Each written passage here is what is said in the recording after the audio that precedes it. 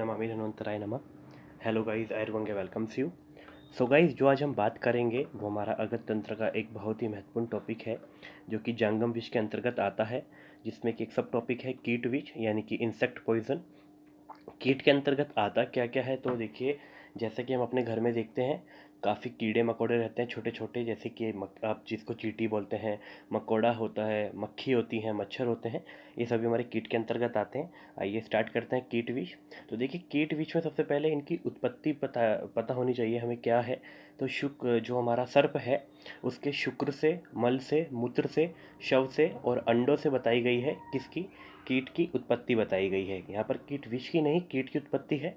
फिर उनके द्वारा जो चीज़ फैलेगी वो हमारा कीट विष होगा।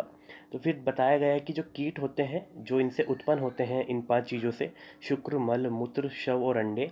तो जो कीट होते हैं वो 3 प्रकार के होते हैं, मतलब 3 प्रकृति को दिखाते हैं। वात, पित्त, कफ प्रकृति को दिखाते हैं, और इसमें सम्मिलित प्रकृति होती है इनकी। वात, पित्त, कफ तीनों प्रकृति भी एक साथ में दिखाते हैं। तो इस तरीके से भी माना जाता है उनको।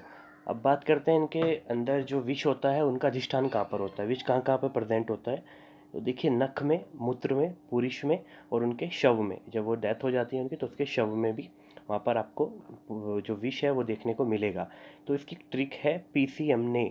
तो पीएसएम ने, सॉरी, पीएसएम ने आपको याद रखना है, पीएसएम।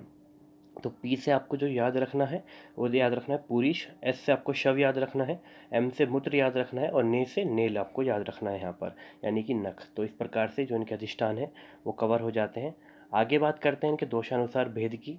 तो 4 प्रकार बताए गए हैं, वातज, पित्तज, कफज और सन्निपातज। अब इसी में इनकी कुछ संख्या बताई गई है। जैसे वातज 18 प्रकार के बताए गए हैं, पित्तज 24 प्रकार के होते हैं, कफज 13 प्रकार के और सन्निपातज 12 प्रकार के बताए गए हैं। तो इनके संख्या जो है ये आपको याद रखनी है। फिर इसके विष अनुरूप भेद क्या होते हैं, जो विष की तीक्ष्णता है उसके आधार पर 2 प्रकार बताए गए हैं। एक तीक्ष्ण बताया गया है, एक मंद बताया गया है। तो तीक्ष्ण में देखिए कैसे क्या क्या लक्षण आपको दिखेंगे अगर आपको काटा किसी तीक्ष्ण विष वाले कीट ने। तो अंगमर्द, ज्वर, तृष्णा, दाह, मंडल, दद्रु, शौफ, पीड़िकाएँ, विसर्प, हिक्का और श्वास, यानी कि वात पित्त की कुछ डोमिनेंसी वाले लक्षण आपको वहाँ पर देखने को मिल रहे हैं। तो आपको ये सारे लक्षण यहाँ पर देखने को मिल सकते हैं अगर कोई तीक्ष्ण विष वाला कीट आपको काटता है। उसके साथ ही अगर मंद विष वाला कीट अगर आपको काटेगा, तो उसमें आपको प्रसेक यानी कि लालास्राव, अरुचि, वमन, सिर में भारीपन, कोट और कंडू आपको देखने को मिल सकता है। अब इसमें चिकित्सा की अगर हम बात करें तो देखिए, जो तीक्ष्ण विष है उसकी चिकित्सा सर्पवत बताई गई है, और जो मंद विष है उसकी चिकित्सा में शेक, स्वेदन, आलेपन करना है। किस रूप में, उष्ण रूप में। क्योंकि देखिए, पहले वाले में कुछ वात और पित्त के लक्षण आ रहे थे, तो वहाँ पर आपको जो चिकित्सा है वो सर्पवत बता दी गई। सेकंड मंद वाले में कुछ जो लक्षण है वो कफ डोमिनेंसी के दिखाई दे रहे हैं, तो वहाँ पर उष्ण चिकित्सा बताई गई है। तो आपको सिंपली याद करने के लिए मैं आपको बता रहा हूँ ऐसा, तो आप इसको ईजिली याद रख सकते हैं। जो तीक्ष्ण विष है उसको ही उग्र विष बोला गया है। चिकित्सा के मतलब चिकित्सा जब डिस्कस करते हैं तो आप कन्फ्यूज़ ना होइए कि तीक्ष्ण और उग्र अलग अलग है क्या, ये दोनों एक ही है।